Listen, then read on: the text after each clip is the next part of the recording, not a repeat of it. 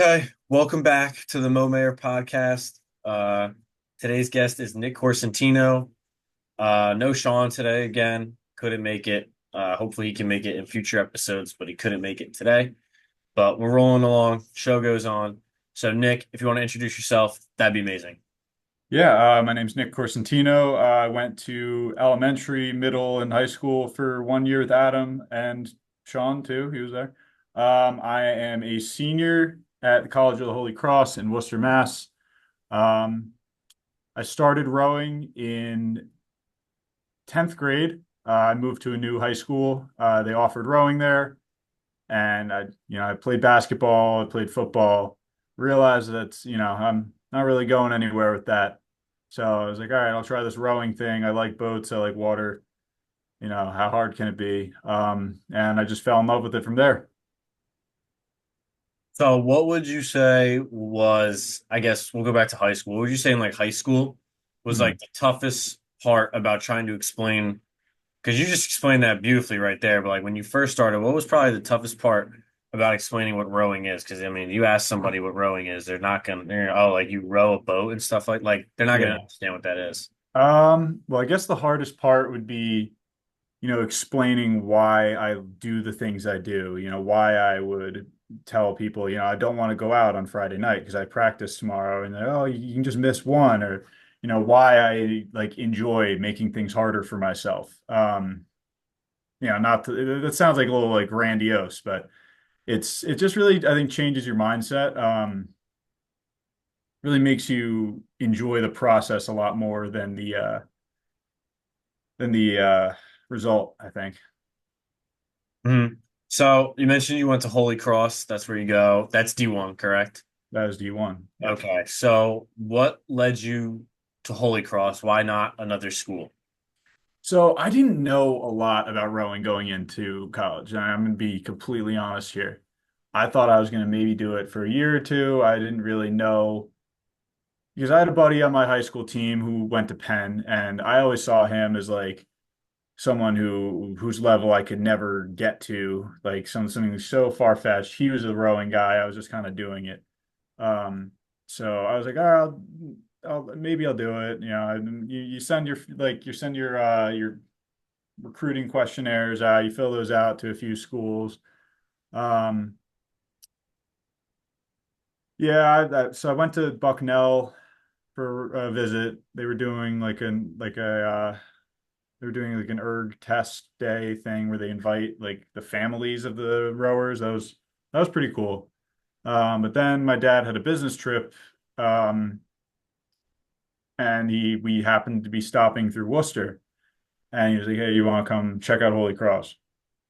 I was like, "Yeah, sure, whatever. I'm not doing anything." It was the end of summer going into junior year, and we walked around campus, went in the athletic center, and what like just saw some of the academic buildings, and I was like, all right, like I'll go here. And my dad's like, dude, like what are we talking about? You can't just say you want to go to a school like after you've seen basically one. um but Mhm. I just had my heart set. It wasn't like this overwhelming feeling of I need to go here. It was like, yeah, I'm gonna go here. Yeah. And just I filled out the questionnaire, didn't really expect a response. I got one. um the coaches were the assistant coach at the time, Ben McDougald, was very receptive. He was super nice, very open to communication. Um, and it just really fell into place from there. I sent the academic read, came back positive, and a few days later, I got a call from someone else in the admissions office saying you're in, and the rest is history. hmm So like when you decided to go, like so you made your decision, you said Holy Cross was that way. You said Bucknell was another college that you visited for that. Did you visit Bucknell for rowing or you just visited it to see a Yeah, so I did visit it for rowing, and I also visited it. So, like I'd said before, I wasn't sure if it was rowing was something I really was I had my heart set on. I definitely was not into it um the way I am now. But I visited Bucknell. I was talking to Ithaca. Um, Mm. but I was not a very like high quality recruit. So there's this there's this like, thing in rowing called the 2K. It's you set the rowing machine up for 2,000 meters and you just see how fast you can do it. Hmm. So a good recruit, like what we're recruiting now here at Holy Cross, is around 6:20. You hope to be finishing that 2K, finishing those 2 kilometers in like 6 minutes, 20 seconds, plus or minus five. Like that's where like a good recruit was. Hmm. I was 6:52.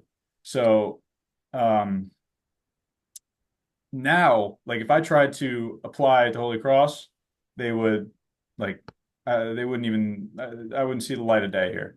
Okay. But I think it was a huge leap of faith with the athletic or the assistant coach to see the potential, I guess, because in the some of the on the water footage and through our interviews and stuff, I think it's a big chance on me, and I'm very happy he did. Hmm. So how would you describe like your 4 years there so far? Because I would assume that rowing it's March now, so you might either be going into season or you're just completely done with it now. But how would Yeah. you describe your 4 years of like rowing at Holy Cross? So the thing with rowing is it really takes over every aspect of your life. So we are training as a team from August to May. Hmm. Um, we have at Saturday from like noon to Monday practice. Those are the times we have off. But it really takes over your life. It changes, I think, who you are as a person. It I don't think I don't know how I would be without it, without all the lessons that just not the sport alone has taught me, how it's really changed me as a person, how I view any sort of situation I get into, how I approach challenges, how I approach different relationships with people, um, just how I view like my place in the world. I think rowing has been the single most influential activity of my life. I'm so grateful for this team that I've found, um, and the sport that I found. That's awesome. I wish I was able to do something like that, but I was not there athletically coming out of high school. So, but that's awesome. So my next question has to do with you just said it takes over your life, and you said you only get about not even a 30 something hour break in between Saturday to Monday. So how were you able to balance like your schoolwork and your social life? And you seeing all these other kids on a Friday night going out for the last 4 years and in high school. How do you balance that type of stuff? So I have two things. So my lift coach in high school, shout out Rob Orrock.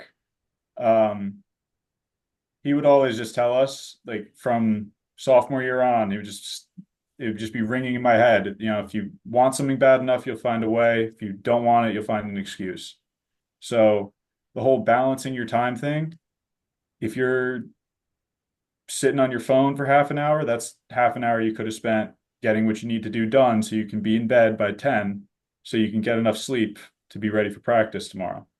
Um, and then, looking at other kids, going out, you know, Thursday night, Friday night. I think so we're doing senior speeches right now. I'm on Friday. I still got to write that. But one of the first speeches was by my good friend George, and he was talking about a conversation that he was having with his girlfriend. Um, she's a year older, so she's graduated, and they were on the phone, and she was asking him like, "Hey, it's are you gonna finally let yourself have fun this weekend?"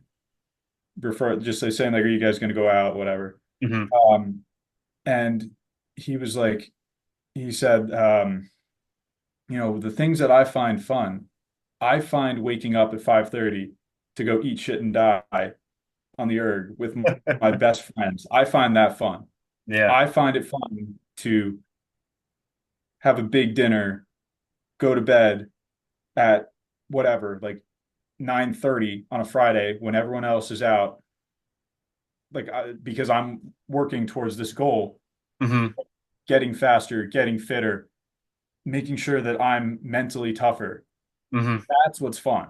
That so Yeah. when you're looking at all these kids who, they you say like the college experience or something like that, it's hard to like not feel like you're like, get this sense of like superiority because it's not that. It's not like a we're better than you because we're doing rowing and you're going out and drinking. It's like, all right, Hmm.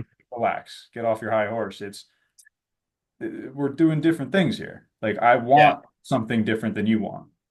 So that's how I sort of look at that.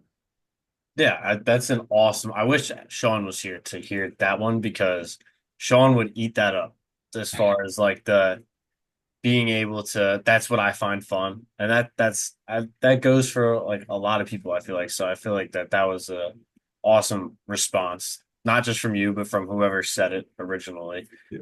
That was an awesome response. So my next question for you is so obviously everyone has their highs and their lows as an athlete. So what would you say was your lowest low rowing and what would you say was your highest high rowing so far? It could be high school, college, whenever. Okay. So sophomore year, that winter was very difficult for me. So that was that erg season. So we would like erg is what we call the rowing machine. It's the ergometer.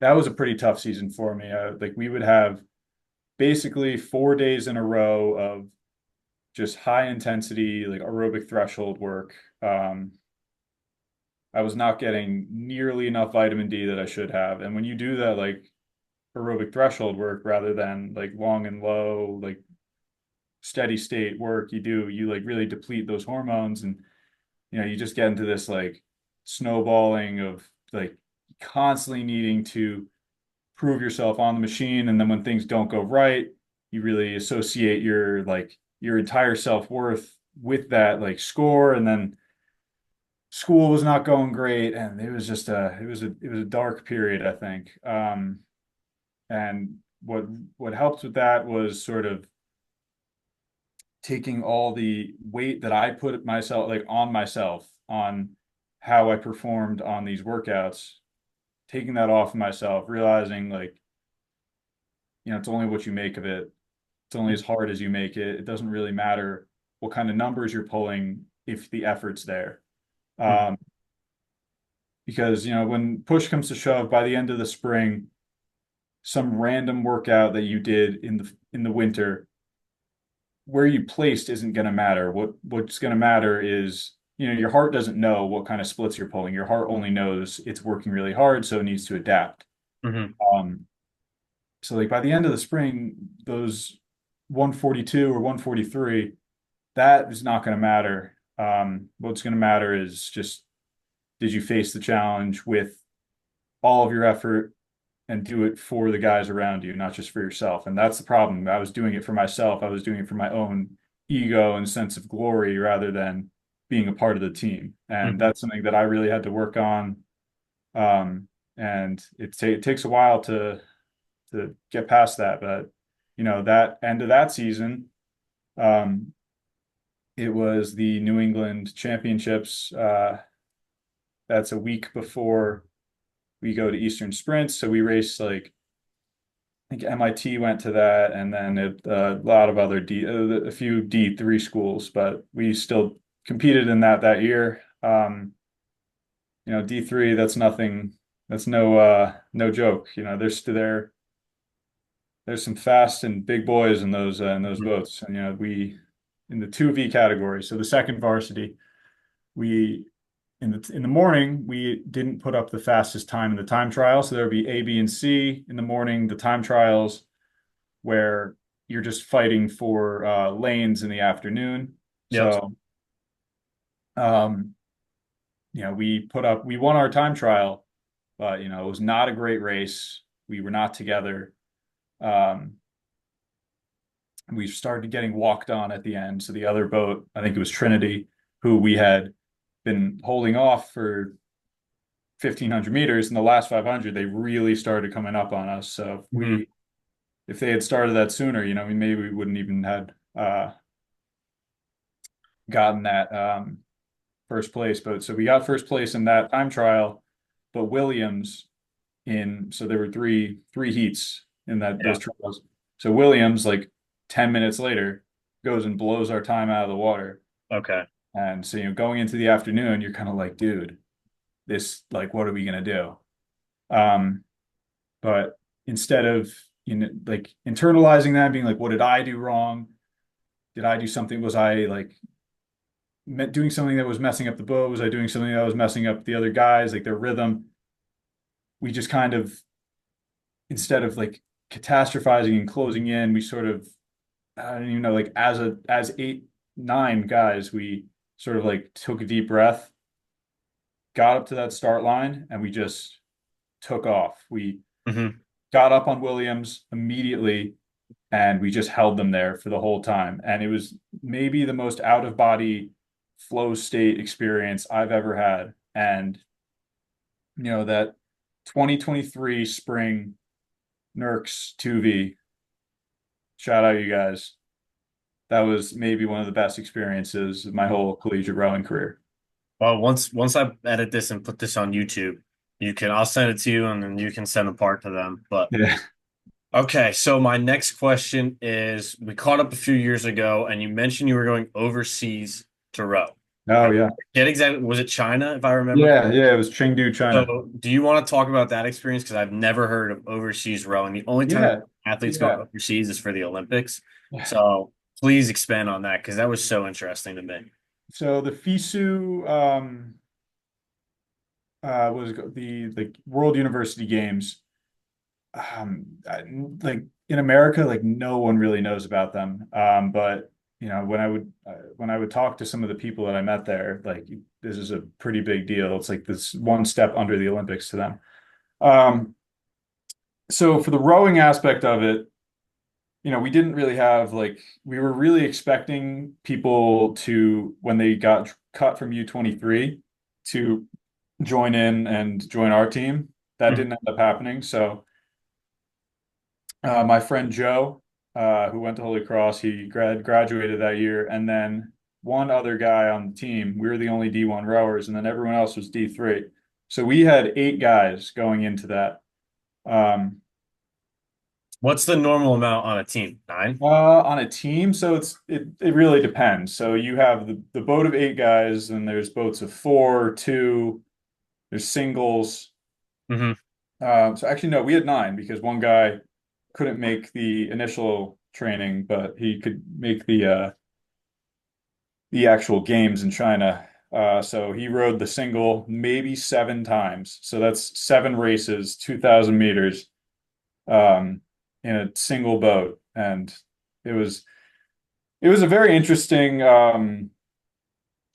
experience. Like I would I have a picture of it on my desk. I mean, we trained in the most beautiful places. We met like got to row against the most amazing competition. I wouldn't say we were the best rowers. The US pulling up dead last in the eight. Um, but you know, we had a great time. China was awesome. Um, it's so clean. It's so safe too. Like we were just walking around at night one time and it was just like there's no garbage, basically no one walking around. Like I don't know. Like what do you want to know about it? Because I I got don't, I've never heard of like anyone going to China for sports. So, yeah. the rowing aspect of it, honestly, it's whatever you make of it. So, whatever you're telling me right now is perfectly fine. Like, Okay. the rowing aspect of it, I don't want to hear. It's not what I want to hear. It's what you want to tell people about it. What Yeah. you want people to know about that experience. Okay. So yeah, so my friend Joe, he sent a message into our team group chat being like, yo, does anyone want to do this? And so he had a connection through Gordon College, because he lives on the North Shore of Mass. And he had a connection through Gordon College.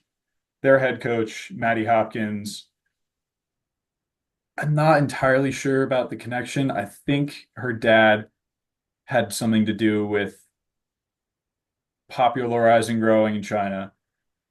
So she had the opportunity. along with another coach who used to work at Oklahoma State or Oklahoma City University, not State, um, to recruit a team of guys and girls to come and row in the FISU games. Um, so Joe sent that out. I was one of the only two guys to respond to it because it was funded by the athletes. Um, the other guy didn't end up doing it. He's because he's on ROTC. He had other commitments. Hmm. Um, but yeah, so we went over. We trained in Oklahoma City for 2 weeks. We became really good friends with everyone there. That was a lot of fun. We really tuned up before the summer nationals, which were in Ohio. Yeah, they were in Ohio. I don't remember what. I think it was Lake Harsha. Um, yeah, so we competed there. We rode in the eight as all eight of us, and then me and another guy. We rode in the pair. So that's two guys, but the oars are not like you wouldn't hold both of Yeah. them. It's you would have one oar per person. Hmm. Um, we did pretty well on that. We got what did we do? We got I think we got fifth in the entire event, like entire regatta. So that was not bad.